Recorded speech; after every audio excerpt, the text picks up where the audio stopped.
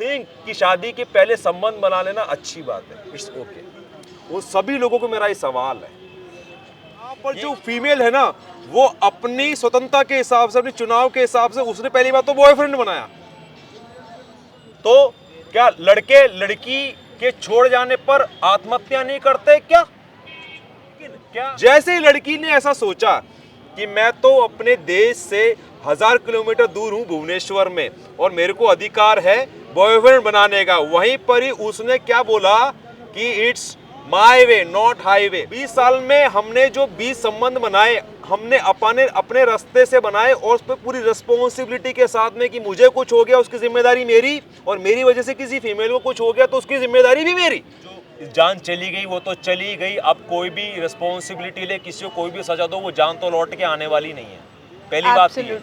दूसरी बात, अब लड़के को क्या सजा मिलनी चाहिए, तो जो भी लीगल सजा बनती है वो उसकी बनती है। नमस्कार, आज मेरे वीडियो बनाने का पर्पस लाइक डिफरेंट है। आज मैं ये नहीं बोलूँगी कि वेलकम एंड, क्योंकि आज हमारे जो वीडियो का टॉपिक है this is very sensitive and आज हम किट में हुई उस लड़की के बारे में बात करना चाहेंगे। तो अगर आपको, because we have senior IIT Baba with us and I hope you are updated with the news, तो उसके बारे में we really want to know कि क्या वो स्टोरी, हाउ, मतलब this is what it is going on like in the society, कि मतलब एक लड़की होकर ये चीज़ सोचना भी, I feel, I don't know what to say. And वहीं Nirbhaya and also RJ car में जो मतलब जो हुआ था कि मतलब case, I have never ever done this kind of videos before and इस वीडियो में इस लड़की का पहले जो स्टोरी है वो हम जानेंगे। आप प्लीज़ वो स्टोरी हमें बताएं and I don't know how it's going to be, like I feel I have no words how to feel and how to like imagine। तो इस पर हमारी कमेंट्री ये है कि जो इसके अलावा 2 नाम आपने लिए हैं केसेस के, एक निर्भया वाला केस और एक कोलकाता RJ का अभी रिसेंट वाला केस है, और एक ही कीट वाला केस। कीट वाला केस, बाकी जो 2 केसेस है बहुत अलग कैसे है कि जो फर्स्ट और सेकंड केस है ना, वो एक क्राइम के केस है कि क्राइम हुआ है किसी वुमेन के साथ में। यहाँ पर सीन थोड़ा अलग है, यहाँ पर जो फीमेल है ना, वो अपनी स्वतंत्रता के हिसाब से, अपने चुनाव के हिसाब से, उसने पहली बात तो बॉयफ्रेंड बनाया। वो बॉयफ्रेंड बनाकर उसने वो सारे जो नियम कानून और कायदे और आदर्श ताक में रख दिए, साइड में रख दिए, वो सारी संस्कृति को जो भारत की, नेपाल के आसपास की जो भी संस्कृति ने बनाए हैं, माँ बाप की इच्छा के अनुसार अपने वर्ग का चुनाव करना। उन्होंने जो प्रिंसिपल्स बनाए थे वो क्यों बनाए थे? समाज के अंदर एक ऑर्डर बना रहे, एक लॉ एंड ऑर्डर मेंटेन रहे, एक अराजकता ना फैले, एनार्की ना फैले, कोई भी किसी का रेप कर रहा है, कोई अकेला छूट गया, कोई डिप्रेस हो गया, कोई फांसी लगा ली, ऐसा कुछ ना हो। सब माँ बाप की स्वीकृति से, माँ बाप की सहमति से लड़की लड़के का चुनाव करे, लड़का लड़की का चुनाव करे, इन दोनों का विवाह करें, इनको अच्छे से घर बनाकर, बच्चा बच्चा पैदा करके, फैमिली बना के ये समाज आगे चले जैसा सदियों से चलता आ रहा है। कोई ऊंच नीच हो जाए तो सब परिवार जमा हो जाए और बड़े से बड़े लोग, गुरुजी सब जमा हो जाए और मिलकर सॉल्व करें। लेकिन जैसे ही लड़की ने ऐसा सोचा कि मैं तो अपने देश से 1000 किलोमीटर दूर हूं भुवनेश्वर में और मेरे को अधिकार है बॉयफ्रेंड बनाने का, वहीं पर ही उसने क्या बोला कि it's my way not highway. वो जो हाईवे जैसे समाज जा रहा है ना पूरा, सुनो ध्यान से, पूरी सोसाइटी काफी सदियों से जिस हाईवे से जा रही है ना, ये लड़की बोल रही है कि मैं उस हाईवे से नहीं जाऊंगी, मैं तो माय वे से जाऊंगी, मैं तो बॉयफ्रेंड बनाऊंगी। तो पहली बात तो उसने वहीं पे रिस्क ले लिया।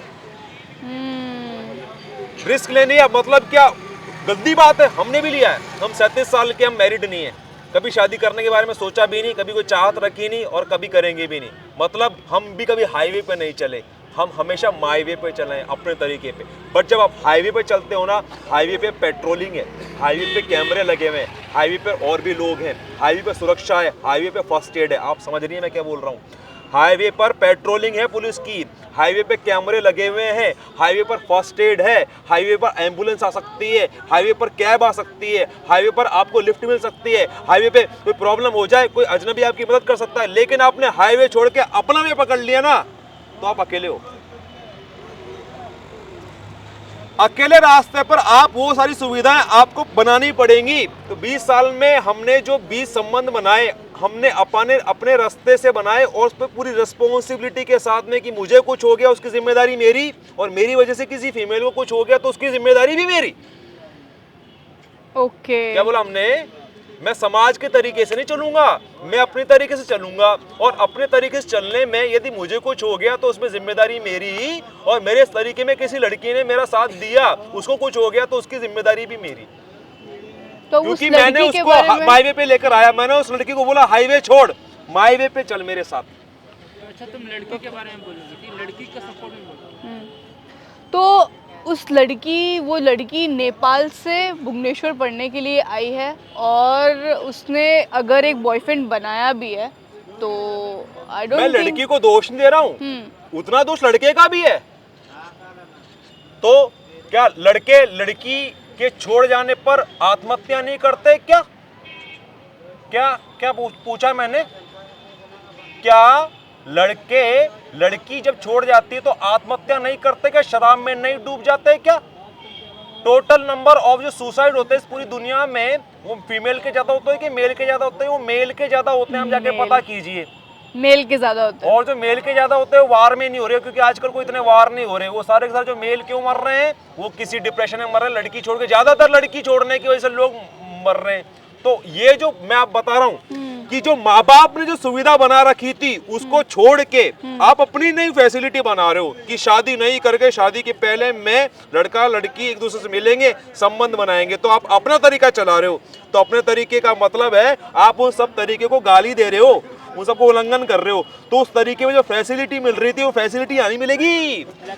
मतलब कि बट ये जो ब्लैकमेल उसके जो, मैं वही तो बोल रहा हूँ, जब इस पर मेरे साथ कुछ हो गया तो उसकी जिम्मेदारी कौन लेगा? मेरे वे पर, माई वे पर लड़की के साथ कुछ हो गया तो उसकी जिम्मेदारी कौन लेगा? यहाँ पे जिम्मेदारी लेने वाला कोई नहीं है इस मार्ग पे।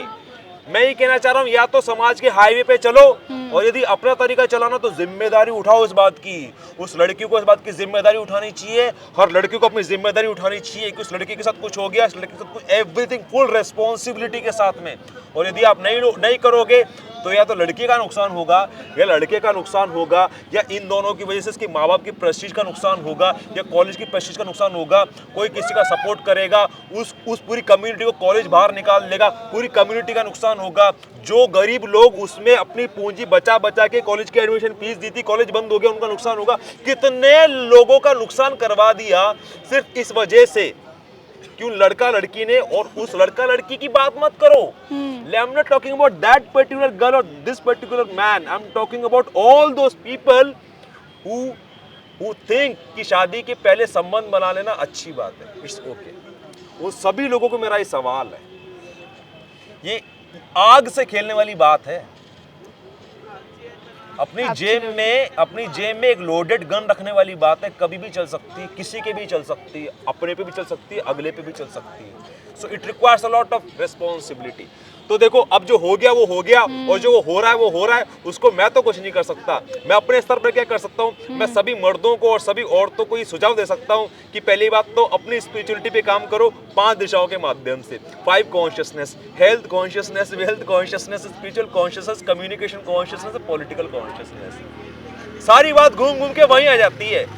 अपना आत्म विकास करोगे ना, तो मतलब वो लड़का चाह क्या रहा था अल्टीमेटली, एक लड़की के साथ सेक्स कर लिया, दूसरी लड़की के साथ सेक्स करना चाह रहा है, जिसमें फंडामेंटली कोई प्रॉब्लम नहीं, लेकिन उसमें कंसेंट है कि नहीं, इस लड़के में वो आकर्षण है कि नहीं। ब्लैकमेल किया उस लड़की Of course, तो ये जब सही तरीके से नहीं करोगे तो गलत तरीके से आपको करना पड़ेगा। गलत तरीके से आप करोगे तो कुछ भी कॉन्सिक्वेंस हो सकता था। ऐसा भी हो सकता था कि लड़की आत्महत्या करने की बजाय पुलिस में चली जाती और लड़का जेल में चला जाता। और ऐसा भी हो सकता था जब लड़के को पता चलता है इसके खिलाफ FIR हो गई है तो ये खुद आत्महत्या कर सकता था। मतलब आप लड़का वर्सेस लड़की मत बनाओ इस चीज को। वो लड़की भी अपनी ही एक ह्यूमन बीइंग थी, वो लड़का भी अपना ही एक ह्यूमन बीइंग है। मैं आपको ये बता रहा हूँ। हाँ देखो, ऐसा है, इससे बहुत सिंपल सी बात है कि जब लड़की के पास ऐसे ब्लैकमेल के जो मैसेज वगैरह आने लगे और उसने अथॉरिटीज से कांटेक्ट किया, तो अथॉरिटीज ने अगर कुछ नहीं किया तो ये बहुत गलत बात है। तो जो मिनिमम चीज जो की जा सकती थी वो ये की जा सकती थी कि मतलब एक फीमेल सेल तो होना ही चाहिए, Of मतलब course. कॉलेज में ये निश्चित रूप से होगा, कोई ना कोई ऐसी महिला तो होगी जिसने ये बीड़ा उठाया होगा कि मेरे कॉलेज के अंदर कोई भी इस प्रकार से काउंसलर्स होते कुछ हैं भी हो रहा एंड होगा। बहुत सारे तो टाइप ज्यादा की से ज्यादा help। ऐसा हो सकता था कोई फीमेल प्रोफेसर होती, वो लड़की को अपने पास ले जाके घर में रख लेती, 2-4 दिन थोड़ा से बातचीत वगैरह करती, उससे खुल जाती और एक उसको एक पावर फील कराती। It's not about solving the problem of that man, it is about the morality, moral status of that women who is being harassed. आप समझ रही है ना सारा गेम क्या है? सारा गेम ये नहीं है कि किसको सजा दिलानी है, कौन क्रिमिनल है। गेम ये है कि जो वीक है ना, जो विक्टिम है ना, उसका मोरल डाउन नहीं होना चाहिए, और इतना तो बिल्कुल डाउन नहीं होना चाहिए कि आत्महत्या कर ले। Absolutely. So yes, college is wrong, ये कॉलेज की गलती है और कॉलेज की जिम्मेदारी है। Because college should take the responsibility, क्योंकि लड़की यहाँ की नहीं है, इंडियन नहीं है, वो लड़की खुद एक नेपाली है, नेपाल से आई हुई है, इतनी दूर से आई हुई है। एंड गवर्नमेंट सपोर्ट अभी कहीं ना कहीं, मतलब जो मैटर है वो उठ रहा है, तो गवर्नमेंट सपोर्ट अभी उसको मिल रहा है, या उसके साथ तो बिल्कुल इनजस्टिस हुई है। तो अब क्या करना चाहिए? मैं as an individual, as founder of superior society, तो ये कहूंगा कि हर एक लड़के और लड़की को अपने 5 कॉन्शियसनेस पे काम करना चाहिए। कॉलेज को क्या सीख लेनी चाहिए? कॉलेज को इससे और टाइट हो जाना चाहिए कि हमारे कॉलेज में भी कहीं ना कहीं ऐसा कभी भी हो सकता है, और ऑलरेडी हो रहा होगा, यू नेवर नो। या आपको क्या पता, उस लड़की ने तो आत्महत्या कर ली, ऐसा भी तो हो सकता है किसी और कॉलेज के अंदर वो लड़की हैरेस हो रही है और उसने अपने आप को बचाने के लिए अपनी वास्तव में कजिन को प्रे बना दिया हो उसका। ऐसा ऑलरेडी हो रहा होगा, यू नेवर नो। जब तक वो सामने नहीं आएगा तब तक कैसे पता चलेगा? और सामने वो कब आएगा? जब अथॉरिटी कॉन्फिडेंस लाएंगी कि सामने भले ही मत लेकर आओ, बट ये फीमेल फैकल्टी है ना, घर वहां पर है, कोई फीमेल को प्रॉब्लम है, जाके कोने में चली जाओ। We will not take any action, but we will at least protect the female. आप उसको डेंजरस मत बनाओ, एब्सोल्युटली, ऑफेंसिव मत बनाओ उसके एक्शन को, उसको मतलब प्रोटेक्टिव बनाओ। Move towards protection, provide the protection to the ये फीमेल। जो डेथ हुआ, ये जो सुसाइड हुए, इसकी रिस्पॉन्सिबिलिटी कौन ले सकता है? इसकी सोसाइटी, इसकी रिस्पॉन्सिबिलिटी क्या फैकल्टीज लेंगे, या फिर वो लड़का जो उसको ब्लैकमेल कर रहा था? नाउ उसके पेरेंट्स जब ये चीज़ पूछ रहे हैं, ये चीज़ की डिमांड कर रहे हैं कि उसके बच्चे की रिस्पॉन्सिबिलिटी कौन ले रहा है? एंड कहीं ना कहीं इससे हमारे इंडिया का भी नाम बदनाम हो रहा है, क्योंकि वो लड़की नेपाल, दूसरे कंट्री से बिलोंग करती है। रिस्पॉन्सिबिलिटी मतलब क्या? जो जान चली गई वो तो चली गई, अब कोई भी रिस्पॉन्सिबिलिटी ले, किसी को कोई भी सजा दो, वो जान तो लौट के आने वाली नहीं है। पहली बात ये। दूसरी बात, अब लड़के को क्या सजा मिलनी चाहिए? तो जो भी लीगल सजा बनती है वो उसकी बनती है, ठीक है।